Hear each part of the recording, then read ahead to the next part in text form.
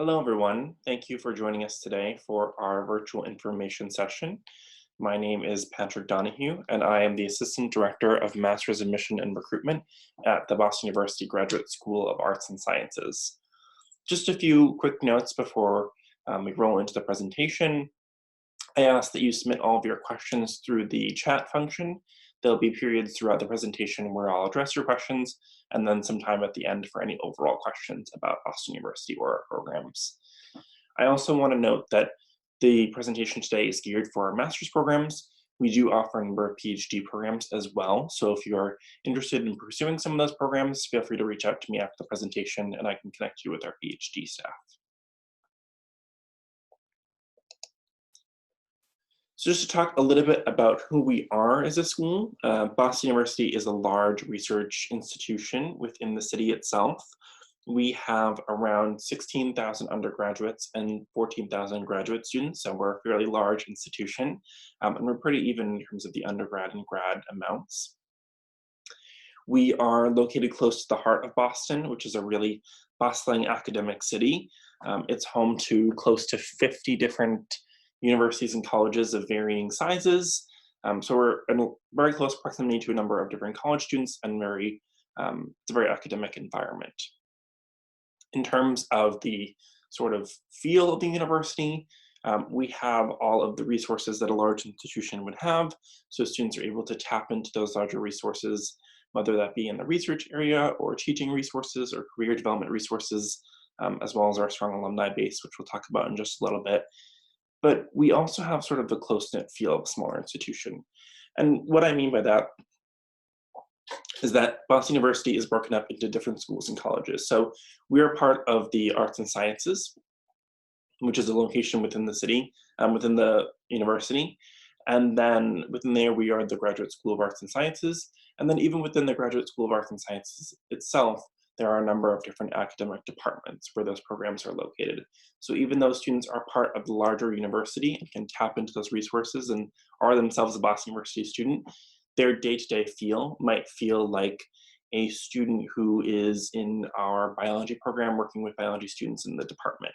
So they sort of get that close-knit feel. They can have their community within the biology department, but they're also part of the broader Boston University community. And then in terms of our programs, our economics programs are ranked number 23rd in the country by US News, and our computer science programs are ranked for number 49th in the country by US News. And all of our other programs are within the top 100, so we're a fairly competitive institution. And then just to talk a little bit specifically about the Graduate School of Arts and Sciences itself, we really have two main cores that are present in all of our programs. One is a sense of collaboration, and that collaboration might be between fellow students. It might be between students and faculty in terms of the work that they're doing in their classroom projects. And some of our faculty are what we consider professors of the practice who are out there that might be doing work in their own companies outside of time when they're not teaching classes. So collaboration in that regard, as well as collaboration with other schools in the area. A lot of our academic projects involve collaboration with schools like MIT or Harvard or Northeastern. So our students very often find that they're collaborating with other students across the Boston area. And then our other core is really putting theory into practice. So taking those skills they're learning in the classroom and applying them to really hands-on projects. One of our programs, the Master of Science in Statistical Practice, does this in a really great way. As part of the course, which is a year in length, the entire program, they have a practicum, which is for both the fall and the spring semester. And as part of that practicum, they work with a company in the Boston area to deliver a product. So they're taking all those skills they're learning in the classroom, which is more applied statistics skills, and they're able to apply this to an actual practicum project, and then they present to this company at the end of the year based on the project they were given starting in the fall. And they work on that project within a smaller cohort of their students. So sort of putting both the collaboration and the theory into practice aspects into place. In terms of our location, we are located in the central portion of campus. For those who haven't seen our campus before, we are essentially a 2-mile stretch down Commonwealth Avenue, which is a main street in the city. We're a pretty lean campus, so we are just sort of along that strip. And our campus is essentially broken into an eastern portion, a central portion, and a western portion. So we're right in that central portion there.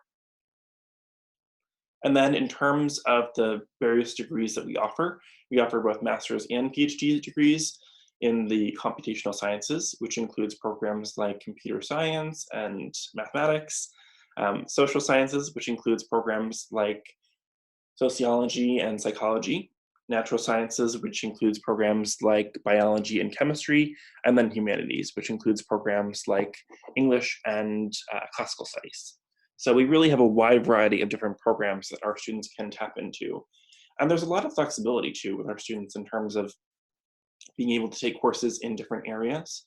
For example, students in our economics program who want to take a programming course that might be offered by the mathematics and statistics department or the computer science department, typically as long as they meet with their advisor and they get their sign off, they can enroll in that course. So as long as it pertains to their coursework, which again, our faculty are pretty flexible in that regards, students can kind of mix and match with the different classes in the different areas of our campus.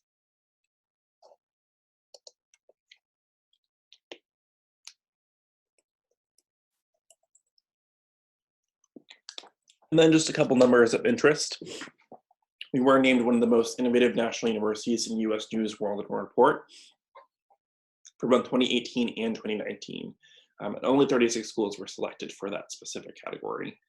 And we are innovative through a number of different channels, through the work that we do in the classroom, but also through broader Boston University initiatives.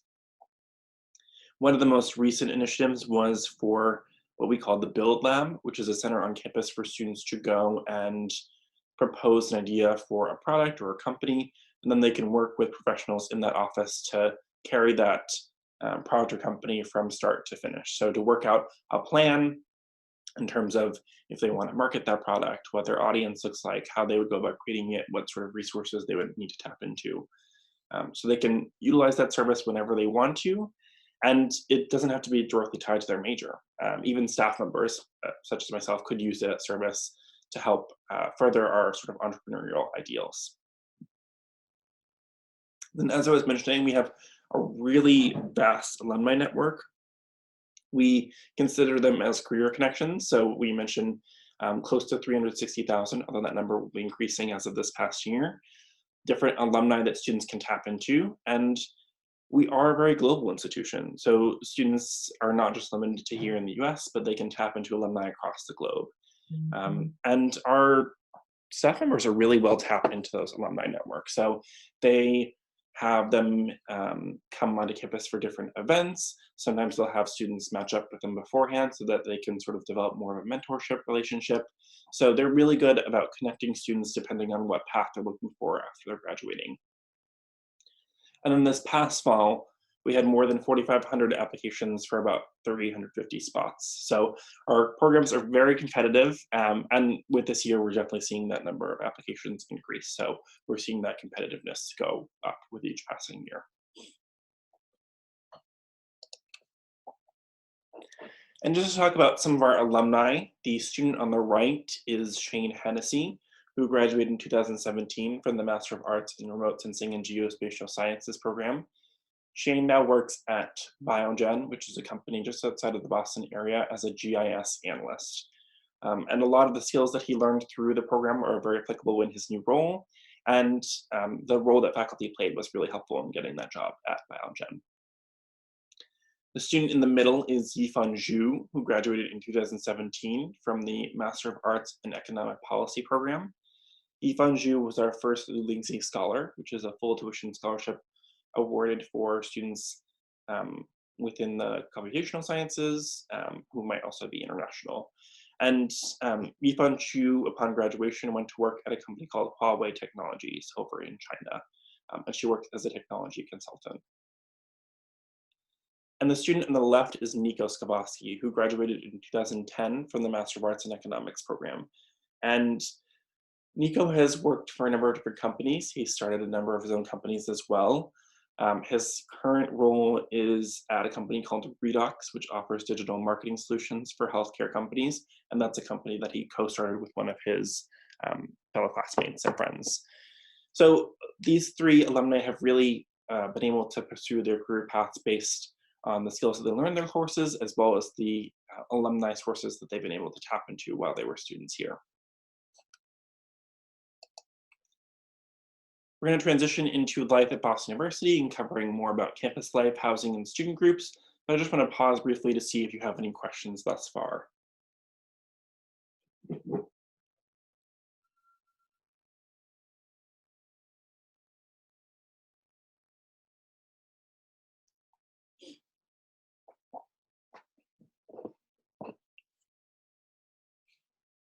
Alrighty, we will dive right in.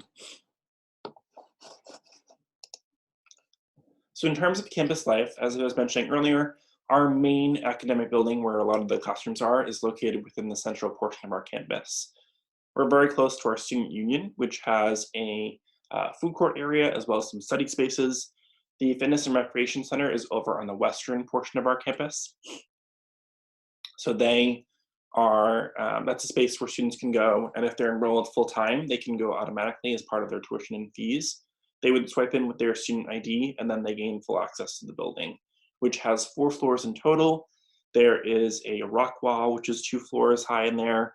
There's an Olympic-sized swimming pool. It's a very impressive facility. There's lots of different machines and areas for students to access depending on what fitness they're looking to do. And then there's some open courts as well. If students want to just do a pickup basketball game, I know some of our volleyball teams will practice there as well. Students have done that in the past. And then we are in close proximity to Kenmore Square, which is an area that has a number of shopping and restaurant centers. That's also close to Fenway Park, where the Boston Red Sox, their professional baseball team, plays.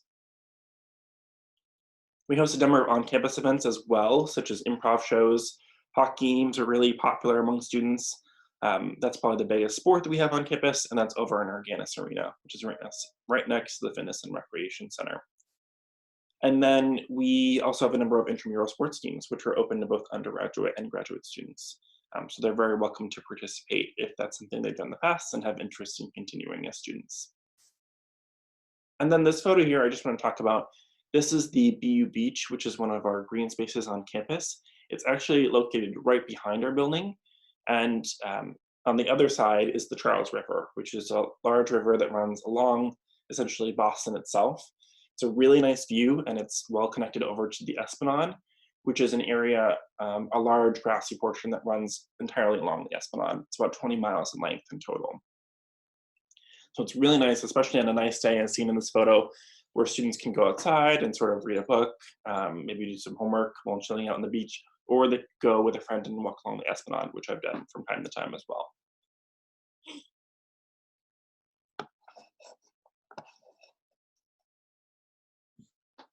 Just to talk about the city of Boston itself, for those who haven't been here before, there's many different neighborhoods within the city of Boston that are all very accessible. It's a very walkable city. That's what I've definitely found in my time here. I was both an undergrad and grad student, so I've been here for about 10 years or so. And that's one of the pieces that I always mention is that it's really easy to get from one point to the other just by walking or using public transportation, but usually walking is the most accessible option. We offer shopping at a lot of different locations. The Prudential Center, which is featured here on the left, is a larger sort of shopping center. Close by is Newbury Street, which is essentially all shops all along down this larger street, some of which are familiar, some of which might not be. So it's a nice experience to go on a nice day and sort of walk along Newbury and check out some of the shops there. We have a number of centers for theater, music, and art across the city. One of the more popular is probably the Museum of Fine Arts. As BU students, they get free tickets to visit the Museum of Fine Arts, so students can go whenever they want to, and exhibits change throughout the course of the year. So it's a nice way to maybe go a couple of times a year and get to see some of the new exhibits that they're showcasing. And then in terms of sporting events, we do have a number of teams here. Fenway Park is where the Boston Red Sox play, the professional baseball team, which is very close to our campus. It's about a 5 or 10-minute walk. We have the Boston Celtics, which is our professional basketball team, which is in the northern portion of the city. And people might get there typically by using the T or the subway system. And then the Boston Bruins, which is our professional hockey team, which is also in the northern portion of the city.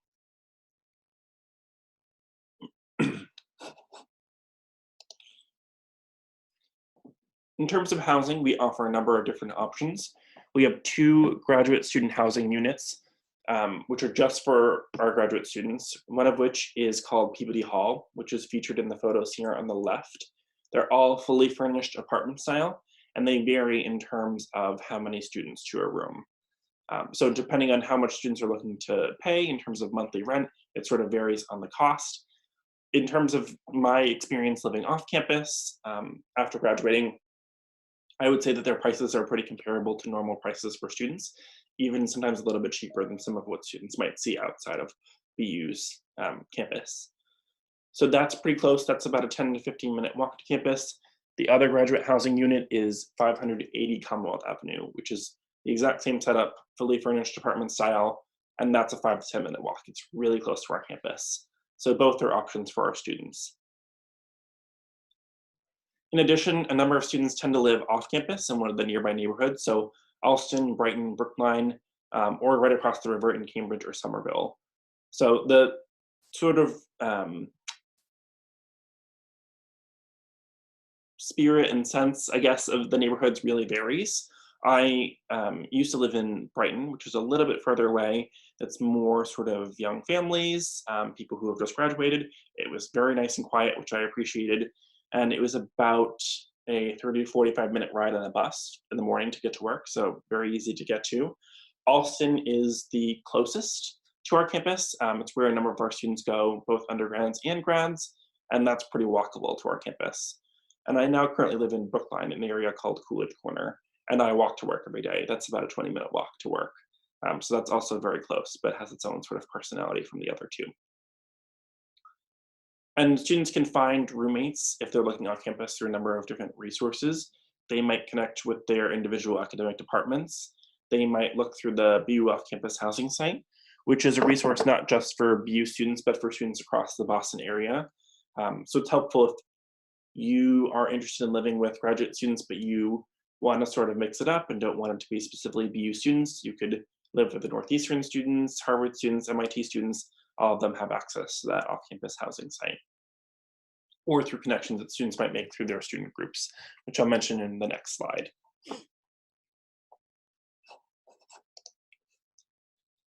So in terms of our student groups, the majority of the student groups available for the broader campus are available for our graduate students, and those cover a number of different areas, some based on topic of interest. So if there are things that students are interested in continuing that they've done in the past, I'm happy to connect you with our student activities office, which has the full list and roster of our different student groups.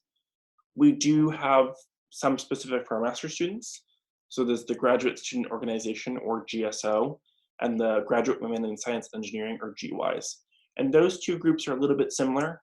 They offer networking events, social events. They might offer workshops for some of our graduate students, and those are open for both master's and PhD. And then in terms of department-specific groups, we have the Graduate Economics Association, or the GEA, the Earth and Environment Association, and what we call BUCASA, which is the Boston University student chapter of the American Statistical Association.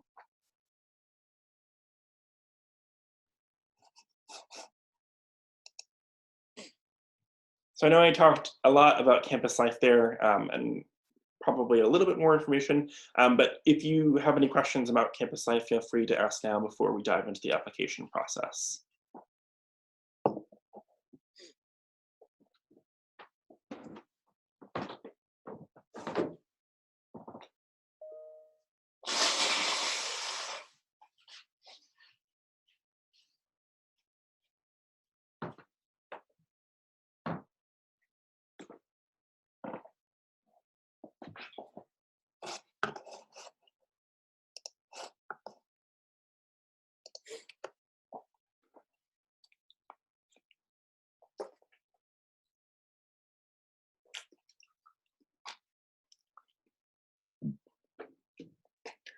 Alrighty, we will head right into it.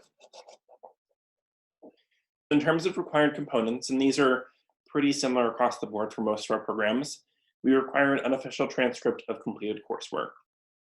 And what we mean by unofficial is essentially the documents that are uploaded by students are considered unofficial. So it could be an official copy of a transcript that you have that you've scanned and sent in. It could be a screenshot from your student portal.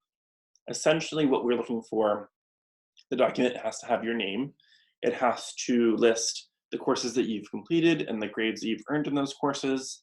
And for some schools, if they have an academic guide, those are helpful as well, but not required for that actual unofficial transcript piece. For international students, they must be English translated. They don't have to be certified, but as long as they're English translated, they should be fine. We require 2 to 3 letters of recommendation, and that varies by program, so I definitely recommend checking on the program-specific requirements. And similarly, we require official GRE scores for some of our programs, but not for all. For international students, we require official TOEFL or IELTS scores, and that is across the board for all of our programs. And then all of our programs also require a personal statement, which I'll talk about in just a little bit.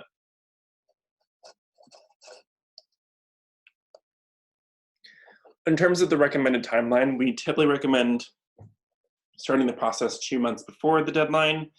This gives students enough time to, if they haven't taken scores yet, take the scores, submit the scores, coordinate with their recommenders, which might take a little bit of extra time, as sometimes they might be busy in the course of the semester. For students who are applying for fall 2021, this is a sort of a good timeline to hold true to. For a number of our programs, their deadlines are upcoming.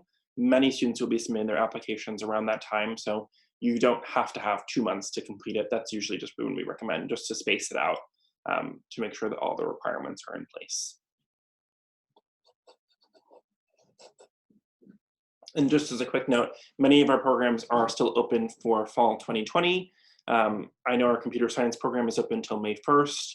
Our earth and environment programs, which I'll be talking about towards the end of the presentation, have a deadline of April 15th. Our statistical practice program has rolling admission until June 30th. And then our preservation studies program is also April 15th. So some of them are upcoming, but most of our programs are still open for the fall admission cycle. So just a couple of tips and pointers from what we've seen to really be selective with your recommenders. They are going to be the ones that will speak to your ability to do the graduate level coursework. So we typically recommend that they are academic recommenders, but we understand that people might be coming from a number of years of experience in the field and that those academic references aren't quite as relevant. So we definitely accept professional recommendations as long as those professional recommendations can speak to your ability to manage multiple projects, or if there's current work that you're doing that's really applicable to the graduate program, they could speak to that as well. In terms of the personal statement, really using that to your advantage, that's your space to let the program know why you should be admitted to the program. And that might be talking about your current experience, why you have an interest in that field, what you hope to do after graduation. It's also a really good space if there are parts of your academic path that have not been quite as clear. And what I mean by that is, like, if during your undergrad there was a semester that you had other circumstances going on that you weren't able to perform at your best, but it wasn't necessarily clear from your transcript and you just want to elaborate, you can use that space in the personal statement to do that if you want to. And in terms of the length, some programs do have requirements for the personal statement. Usually what we see is it's around 2 to 3 pages. We've seen more, we've seen less, but usually the average is around 2 to 3. And then really trying to complete the application prior to the deadline. And I want to specify what I mean by complete, in that all the components have been received. So as part of the process for our application, it is online, and students complete out the different fields. They send out the recommendation requests, but they don't have to have those letters received by the time that they submit the application. So that's a piece where students might want to make sure that their recommenders have everything in place by the time that they submit the application. If they require test scores, to make sure that those test scores have been sent and that they're matched to the application. That way, when we get it, If it's fully complete and everything's there, the department can start the review process. We will reach out to students to see if any components are missing. That will delay in terms of the review process because departments won't review the complete application, won't review the incomplete applications. So I just want to stress making sure that everything's in place when you submit your application.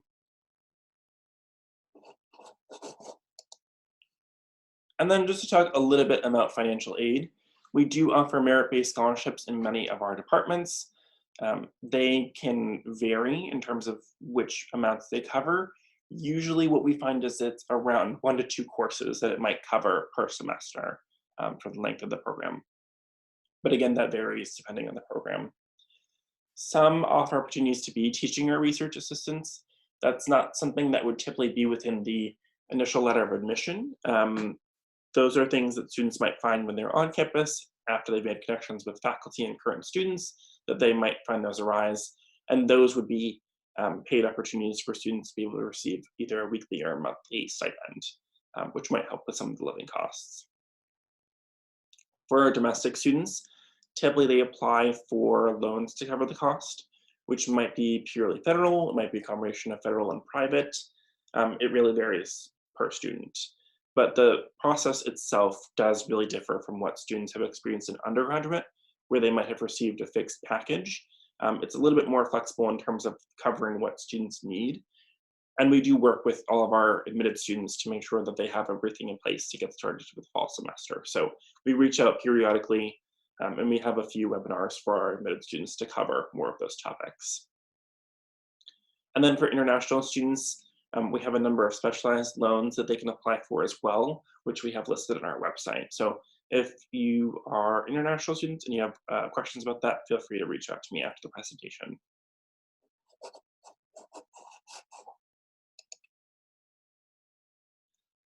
We are going to dive into programs of interest as the last sort of major topic. I just want to pause briefly to see if you have any questions about the application process.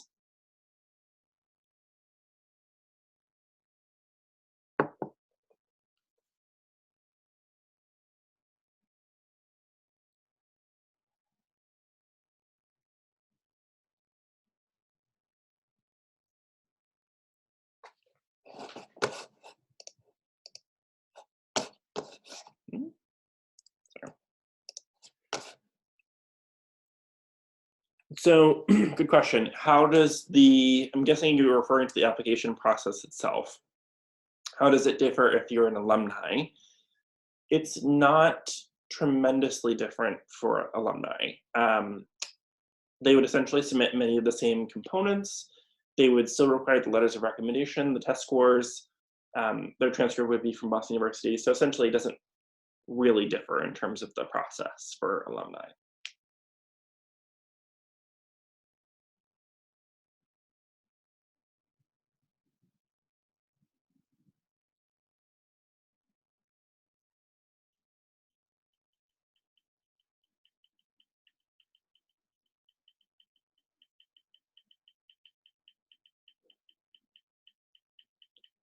So there's a question about GMAT and GRE. We don't ask for GMATs. Those are usually for the School of Business. We don't waive the GRE requirement. So that's a fixed requirement for all students, depending on which program they're applying to. So as I was mentioning, some require the GRE, some do not.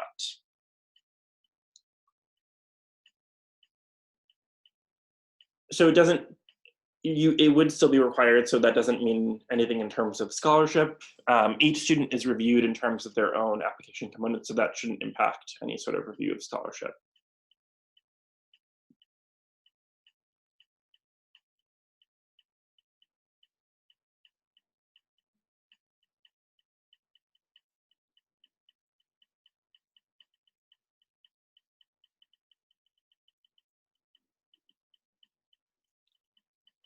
I will just dive right into the programs of interest and then, oh, one more question. Yes, yep, for the Master of Arts in Energy and Environment, they do require the official GRE scores.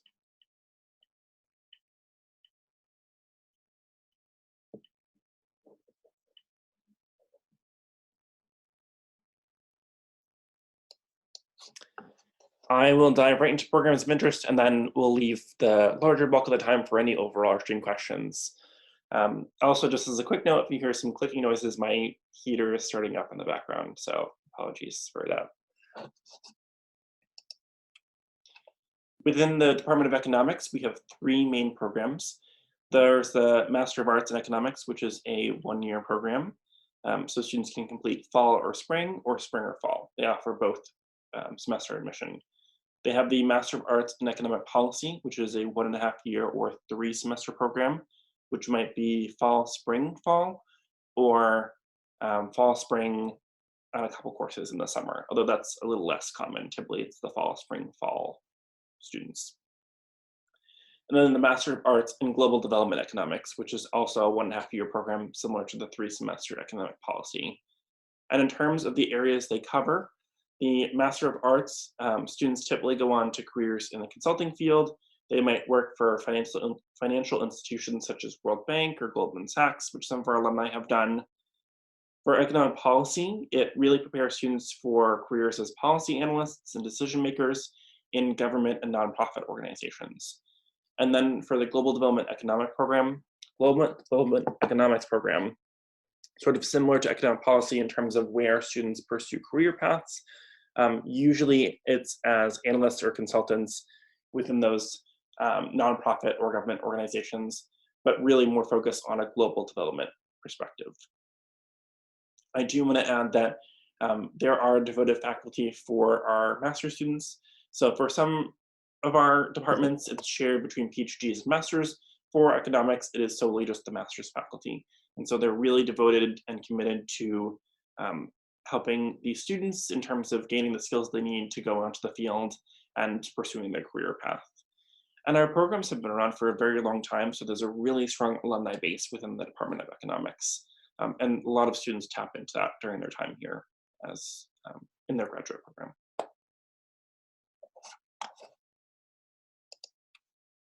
Within the Department of Computer Science, we offer 4 programs. There is the Master of Science in Computer Science.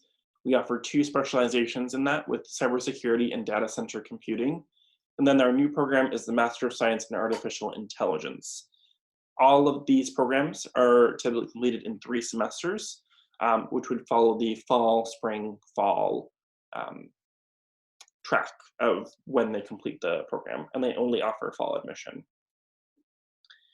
So for this program, for the Master of Science in Computer Science, they have a number of courses which they consider breadth requirements. So those are core requirements that students would take in the program. And then from there, they would select a number of different electives. So essentially for the specializations, they're doing the same breadth courses. Their specializations pick for them specific concentration courses. So that's where they would really focus their electives on a specific area. And then for the Artificial Intelligence program, their core requirements, they dive right into the artificial intelligence piece. So students really have to have a background in computer science prior to applying to the program. And then their electives really allow them to sort of focus on which area of the industry they're hoping to pursue after graduation. So just in terms of the background that students have, we do look for people with a strong background for all the programs.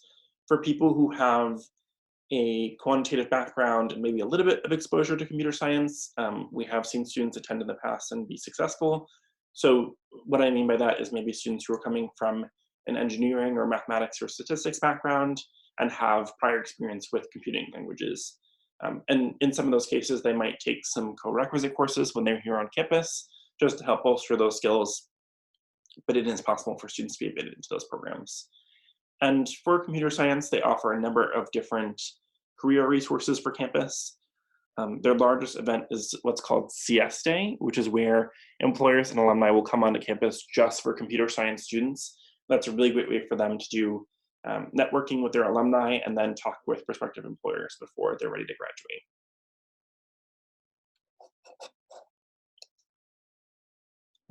For our biology department, we offer the Master of Science in Biology, which has 3 different tracks.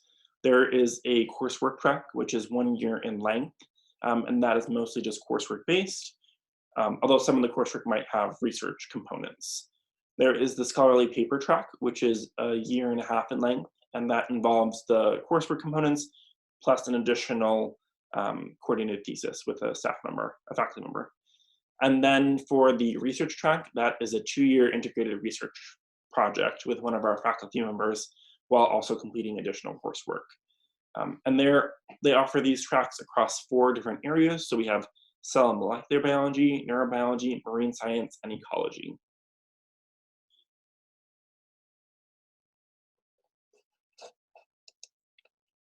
Within our mathematics and statistics department, we have the Master of Science in Statistical Practice, which is what I was mentioning earlier in the presentation, that 1-year program really rooted in professional experience that has that consulting project where students work within that smaller cohort.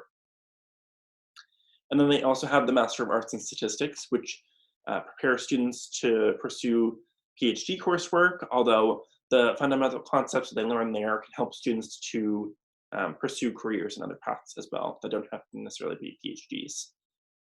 This department does a really great job of connecting students with their potential career paths. They have a lecture series called Stats in the Real World, where students can go and attend, and it might be alumni, it might be other professionals out in the field. But they're taking and using statistical skills and statistical schools and applying those out into their specific industry area. And they've covered a number of different topics across different fields. So it's a really exciting way for students to be able to see how they could take these skills in the courses and really apply it to the field after graduation.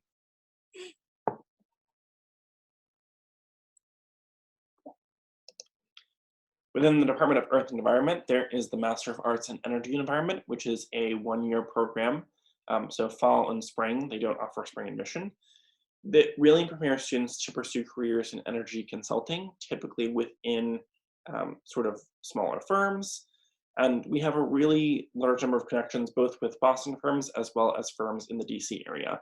That typically ends up being where a lot of our students, our alumni have ended in the past. So a lot of our connections are within those 2 areas, although we do have other alumni across the US as well. And then within the Master of Arts in Remote Sensing and Geospatial Sciences, which is also a 1-year program, they have a number of different research projects that students can participate in that are in line with what faculty are working on. And oftentimes those core research skills, which might be involved looking at sort of larger GIS data sets, are really applicable for students in terms of the career paths they pursue, similar to what the work that Shane's doing as a GIS analyst currently at Biogen.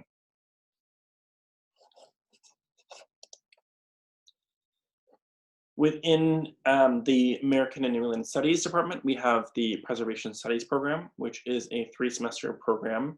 So it would be fall, spring, fall, similar to our other ones. Students might choose an area of concentration such as urban planning, archaeology, history of art and architecture. So there's 6 different concentrations for students to choose, and that is essentially where they would focus their electives. And Boston has a lot of really great historical structures here, so there's a lot of opportunities for students to be able to work on current ongoing projects in the city.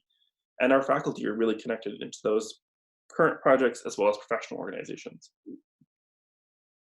So they're really good about setting students up with opportunities to work on these projects that are ongoing within the city.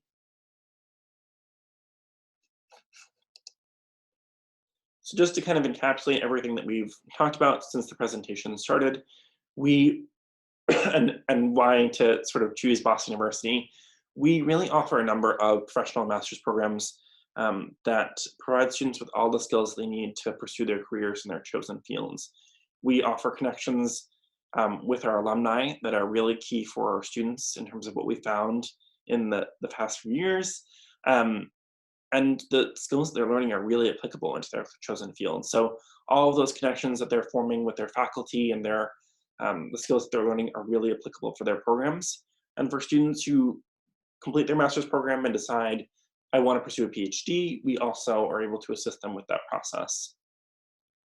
Just to sort of give an example of a typical experience for our students, we recently had a presentation with the Mathematics and Statistics Department, and Professor Haviland Wright, who works with the Statistical Practice Program, is very connected with all of our students.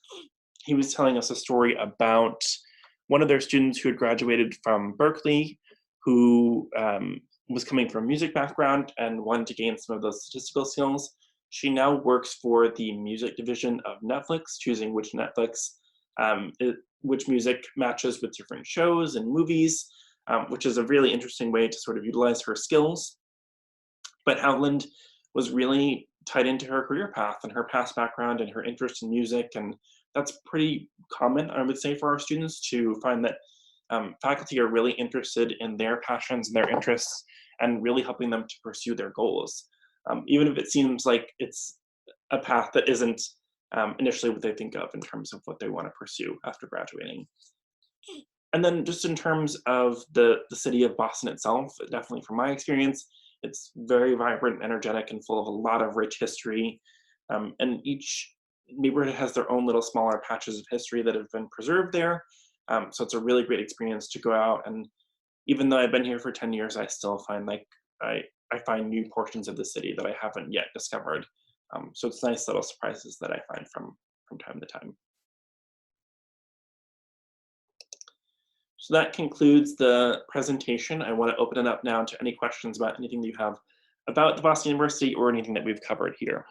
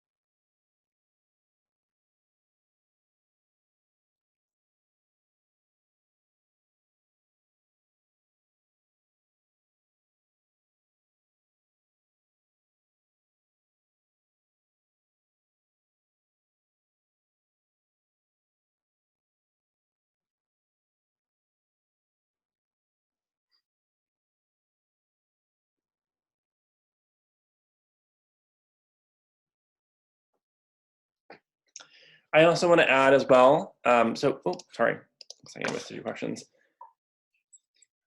So there's a question about campus residencies open for families. That's a good question. I don't think they are, because I think they're all shared rooms. There are a few suites that are available.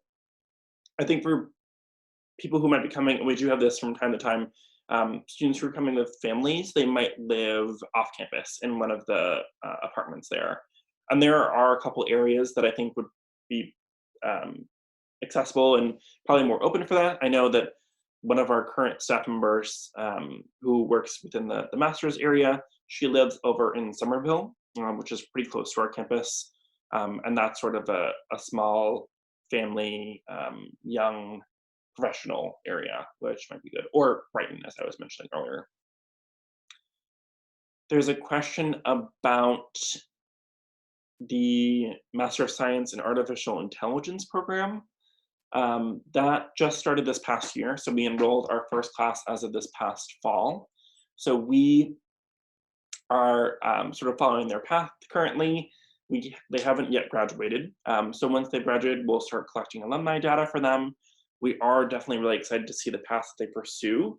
And there are a lot of options here. If they're looking to pursue more of the artificial intelligence in terms of personal assistance, that's an area they might pursue. I know Amazon has been looking at Boston for some time. We have seen a rise in healthcare within artificial intelligence. There's a lot of healthcare areas here, so I think that students might be interested in pursuing those areas. We're probably going to have somewhere from 20 to 25 students each year is sort of what we're looking at for that program currently.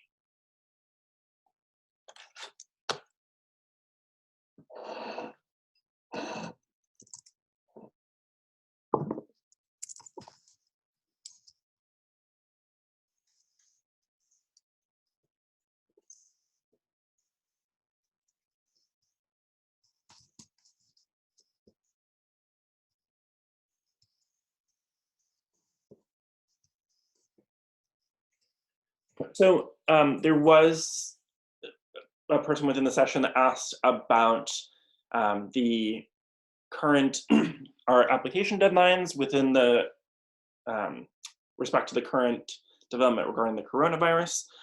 Currently, as it stands, our application deadlines are holding.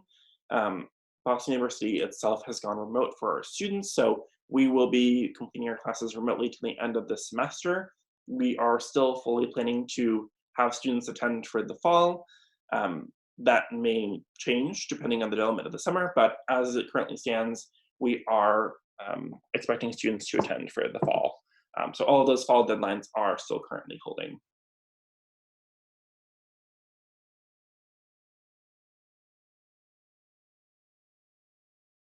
And as I was mentioning, a lot of our deadlines are still open for students to apply to. So we definitely encourage students that are interested. For example, if they're interested in computer science, that deadline is coming up on May 1st, so they still have plenty of time. And we definitely encourage students to apply, as it'll still be open for the fall semester. So there's a question about the MA in Energy and Environment. The size of the class is around, I want to say it was around 20 students this past year. The program has been open. It's a good question. I know that it started before I worked in our office. I believe it's been around for 12 years or so, but it might be more than that depending on the program. I know it's sort of shifted in terms of the curriculum, in terms of what it covers, but I think the original initial program started around 12 years ago or so. Good question. So there's a question about directed studies. What those are typically used for, and those are more so in students last semester. So students are doing integrated research or they're working on a project with a professor of practice in their company. They might enroll in a directed study course, which is typically 4 credits, which is a normal standard course. And those directed study might count for their credits. So they would be meeting with their advisor to figure out what that directed study would look like, and they would have to sign off after the course is done that that coursework is directly applicable to their degree program.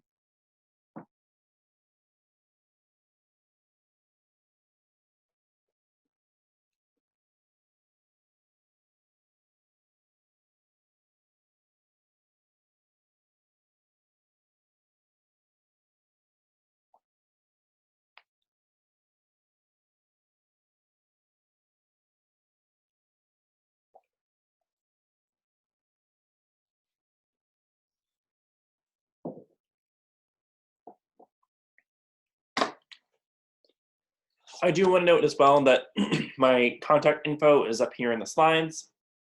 I'll be sending around the presentation to you all afterwards. We usually upload it to YouTube as a video for people to view if they have any questions afterwards, but definitely feel free to reach out with any questions.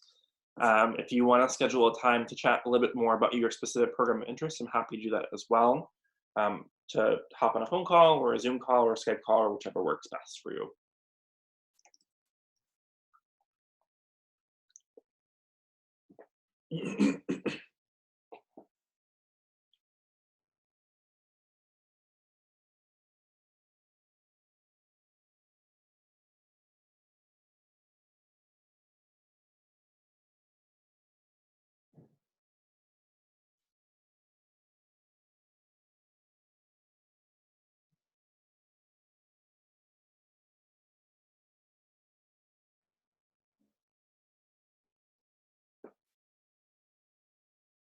So it looks like no further questions, but like I just said, feel free to reach out if you have any further ones. Thank you guys for being a great audience, and I hope you have a good rest of your day. There was a question about final one for recommendation letters. They don't have to be addressed to someone specific. They could be general.